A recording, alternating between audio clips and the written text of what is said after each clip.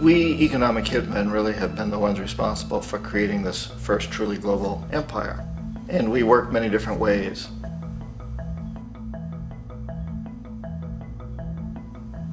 But perhaps the most common is that we will identify a country that has resources our corporations covet, like oil, and then arrange a huge loan to that country from the World Bank or one of its sister organizations. But the money never actually goes to the country. Instead, it goes to our big corporations to build infrastructure projects in that country, power plants, industrial parks, ports, things that benefit a few rich people in that country, in addition to our corporations, but really don't help the majority of the people at all. However, those people, the whole country is left holding a huge debt. It's such a big debt they can't repay it, and that's part of the plan, that they can't repay it. And so at some point, we economic hitmen go back to them and say, listen, you owe us a lot of money, can't pay your debts, so sell your oil real cheap to our oil companies. Allow us to build a military base in your country, or send troops in support of ours to someplace in the world like Iraq, or vote with us on the next UN vote. To have their electric utility company privatized and their water and sewage system privatized and sold to U.S. corporations or other multinational corporations. So there was that whole mushrooming thing, and it's so typical of the way the IMF and the World Bank work, that you put a country in debt, it's such a big debt it can't pay it, and then you offer to refinance that debt and pay even more interest.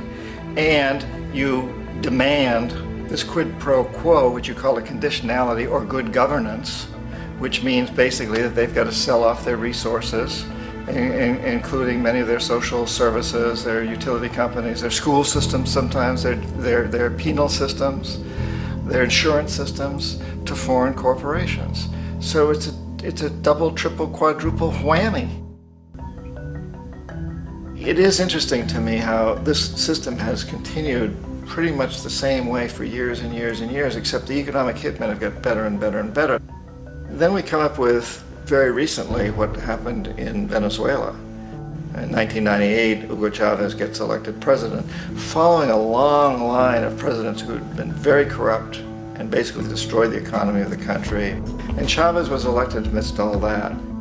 Chavez stood up to the United States, and he's done it primarily demanding that Venezuelan oil be used to help the Venezuelan people.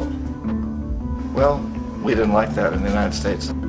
So in 2002, a coup was staged, which there's no question in my mind, and most other people's minds, that the CIA was behind that coup.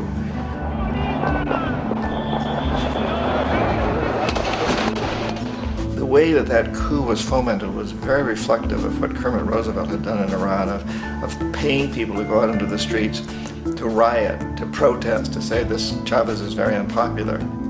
You know, if you can get a few thousand people who do that in television, and can make it look like it's the whole country, and things start to mushroom.